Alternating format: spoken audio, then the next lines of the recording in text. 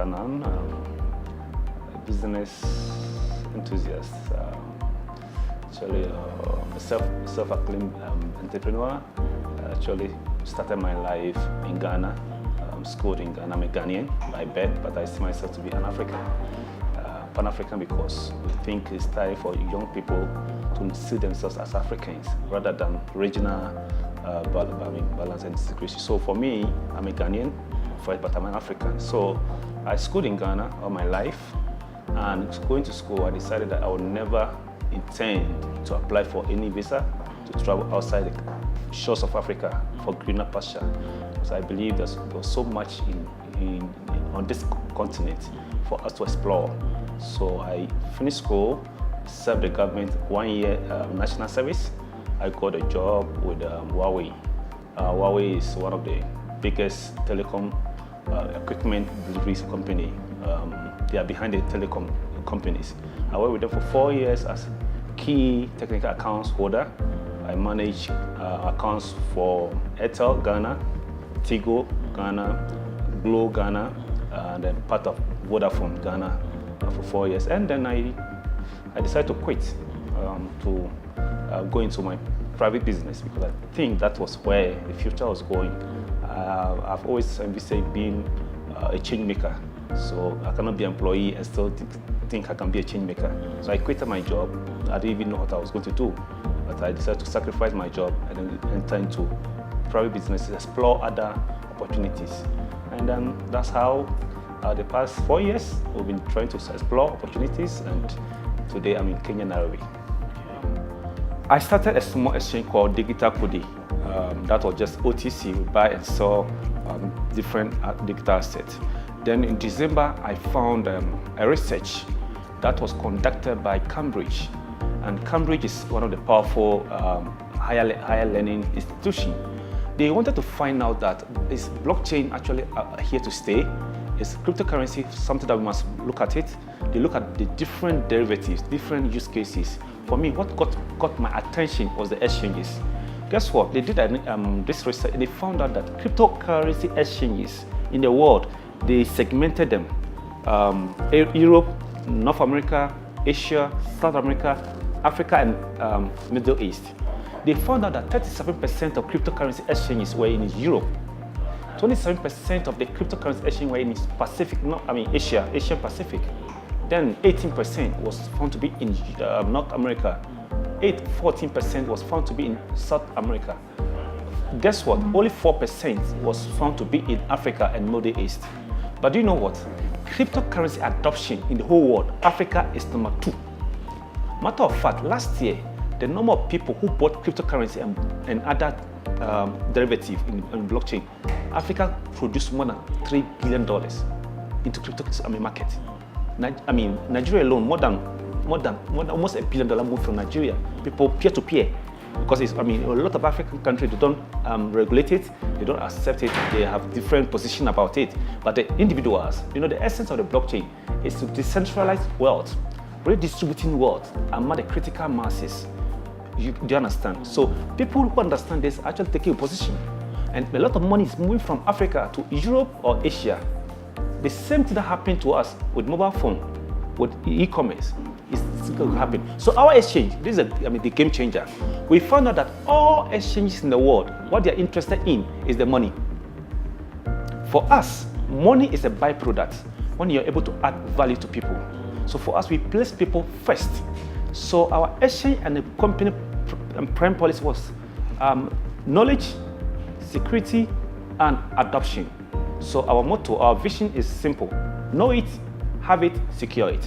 So we are going to use education to drive adoption. Because anything that people don't have knowledge about it, they don't respect it. Once they get to know and understand, they now appreciate it, that they can be part of it. So Africa, it takes us more time to adopt technology. So we believe that for us to have mass adoption in Africa, there should be education to drive adoption. Not only education, once you drive education, you now get people to be included. That's inclusion. Because sub-Saharan Africa, in terms of financial inclusion, is about 56%. We are not financially included. We think blockchain and its use cases can drive Africa economic power, get more people to be included financially, and empower more people to be part of this ecosystem. Yeah, that's a game changer. I would say this, blockchain is still a new technology. It's still being explored. People are still trying to understand what it is. I think that in the next 5 years, the blockchain ecosystem will be more than $1 trillion market. In fact, it will be more than $2 trillion market. So at this stage, it's time for us to be early adopters. Remember, there are 4 segments of technological advancement: the innovators, the early adopters, the early majority, and the late majority. Africa always play the role of laggards. We come in last when the whole world says, oh, this is where we are going. This time around, we do not want to go with the hype. We want to be part of the process. Let's learn the process. Once you understand the process, we'll be part of the early adopters. So you can have a position in terms of the commercial part of it. So the hype, yes, people are so, there's a lot of speculation, but I think it's a technology that is so interesting that it makes sense for us to begin to look at it from a commercial point of view, not a point of view of regulation. I don't understand, so I don't want to be part of it. That in this country, we don't want it. The only thing you can do with technology is that you can resist it, but you cannot stop it. So why can't we be part of it while we are trying to understand it?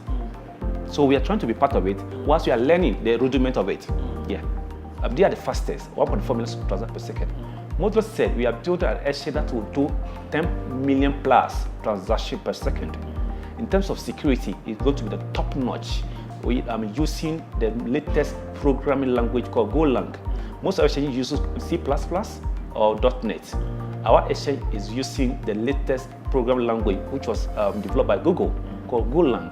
So the exchange is built on Golang language, and it's going to be one of the topmost secured, compliant ready. Note also that exchange, crypto exchange, most of them are doing stuff that government think that they are not compliant. So we build the exchange from scratch. We talk about compliant because we want the African government, African banks, institutions to be part of our platform, to plug in their API so we can do business together. So the government can benefit from what we are trying to do.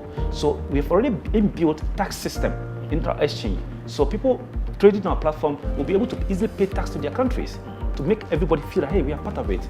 Then again, our exchange is the first exchange to build what we call AML, anti-market manipulation tool. It's built in our exchange where people cannot easily come to the exchange and do dump and sell.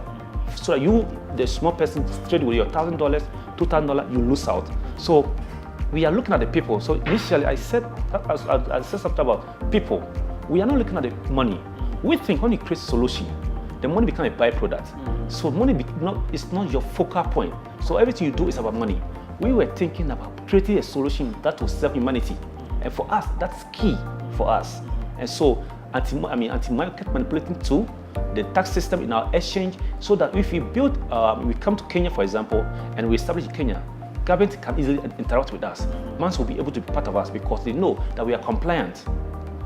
That's how Modulo's and KuBitX partnership came. And Mr. Gardner also went ahead to say, we are going to support you. I'm going to be part of your project as an advisor so that we can guide you to get it right. And we're happy young people trying to get emerging market, be part of this global ecosystem. So that is our relationship with Modulos, and we believe that it's a positive relationship, partnering with the most powerful financial software provider in the world.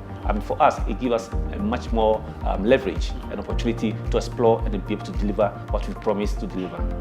KuBitX is not for me. We believe that it's better for us to create a $1 billion company by me having 0.1% of KuBitX so that we can create an African where tomorrow we can all be happy.